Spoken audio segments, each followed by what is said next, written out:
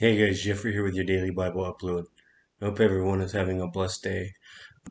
I will be reading the book of Luke, chapter 22 from the NIV. In chapter 22, we will be reading about Judas agrees to betray Jesus and the Last Supper. Jesus prays on the Mount of Olives and Jesus arrested. Peter disowning Jesus, the guard mocking Jesus, Jesus' trial before the Pharisees and chief priests and the teachers of the law.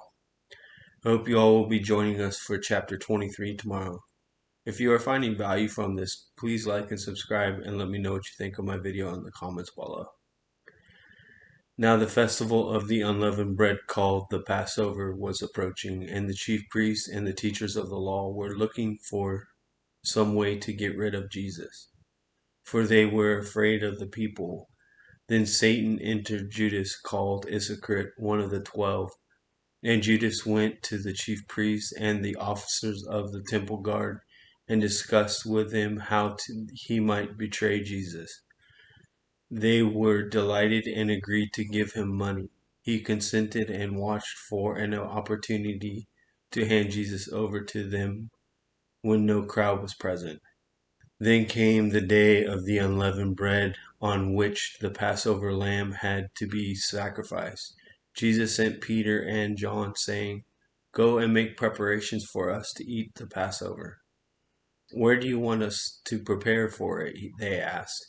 He replied, "As you enter the city, a man carrying a jar of water will meet you. Follow him to the house that he enters, and say to the owner of the house, 'The teacher asks, where's the guest room where I may eat the Passover with my disciples?' He will show you a large room upstairs, all furnished. Make preparations there." They left and found things just as Jesus had told them. So they prepared the Passover. When the hour came, Jesus and his apostles reclined at the table, and he said to them, "I have eagerly desired to eat this Passover with you before I suffer. For I tell you, I will not eat it again until it finds fulfillment in the kingdom of God." After taking the cup, he gave thanks and said, "Take this and divide it amongst you. For I tell you, I will not drink again from the fruit of the vine until the kingdom of God comes." And he took bread, gave thanks, and broke it, and gave it to them, saying, "This is my body given for you. Do this in remembrance of me."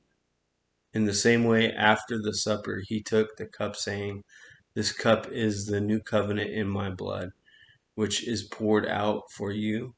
But the hand of him who is going to betray me is with mine on the table.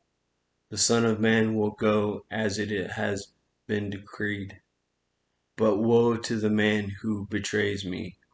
They began to question amongst themselves which of them it might be who would do this. A dispute also arose among them as to which of them was considered to be the greatest.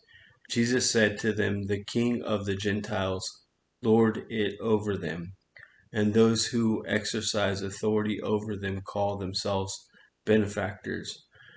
But you are not to be like that. Instead, the greatest amongst you should be like the youngest, and the one who rules like the one who serves.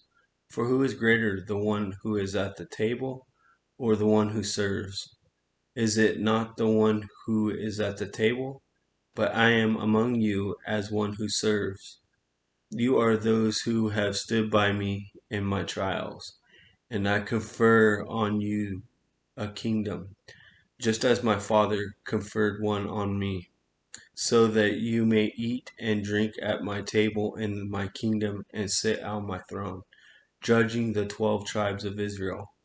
Simon, Simon, Satan has asked to sift all of you as wheat, but I have prayed for you, Simon, that your faith may not fail. And when you have turned back, strengthen your brothers." But he replied, "Lord, I am ready to go with you to prison and to death." Jesus answered, "I tell you, Peter, before the rooster crows today, you will deny me 3 times that you know me." Then Jesus asked them, "When I sent you without purse, bag, or sandals, did you lack anything?" "Nothing," they answered.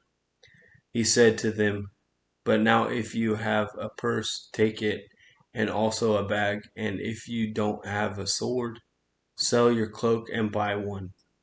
It is written, and he was numbered with the transgressors. And I tell you that this must be fulfilled in me. Yes, what is written about me is reaching its fulfillment." The disciples said, "See, Lord, here are 2 swords." "That's enough," he replied. Jesus went out as usual to the Mount of Olives, and his disciples followed him. One reaching the place, he said to them, "Pray that you will not fall into temptation." He withdrew about a stone's throw beyond them, knelt down and prayed, "Father, if you are willing, take this cup from me. Yet not my will, but your will be done." An angel from heaven appeared to him and strengthened him. And being in anguish, he prayed more earnestly, and his sweat was like drops of blood falling to the ground. When he rose from the prayer, he went back to the disciples. He found them asleep, exhausted from sorrow. "Why are you sleeping?" he asked them. "Get up and pray so that you will not fall into temptation."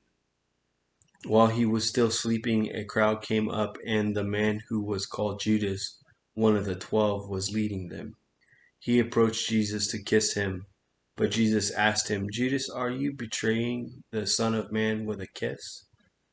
When Jesus' followers saw what was going to happen, they said, "Lord, should we strike with our swords?" And one of them struck the servant of the high priest, cutting off his right ear. But Jesus answered, "No more of this." And he touched the man's ear and healed it. Then Jesus said to the chief priests, the officers of the temple guard, and the elders who had come for him, "Am I leading a rebellion, that you have come with swords and clubs? Every day I was with you in the temple court, and you did not lay a hand on me. But this is your hour when darkness reigns." Then seizing him, they led him away and took him into the house of the high priest. Peter followed at a distance, and when some there had kindled a fire in the middle of the courtyard and had sat down together, Peter sat down with them. A servant girl saw him seated there in the firelight. She looked closely at him and said, "This man was with him." But he denied it. "Woman, I don't know him," he said. A little later someone else saw him and said, "You also are one of them." "Man, I am not," Peter replied. About an hour later another asserted, "Certainly this fellow was with him, for he is a Galilean." Peter replied, "Man, I don't know what you're talking about." Just as he was speaking, the rooster crowed. The Lord turned and looked straight at Peter. Then Peter remembered the word the Lord had spoken to him. "Before the rooster crows today, you will disown me 3 times." And he went outside and wept bitterly. The men who were guarding Jesus began mocking and beating him. They blindfolded him and demanded, "Prophesy, who hit you?" And they said many other insulting things to him. At daybreak the council of the elders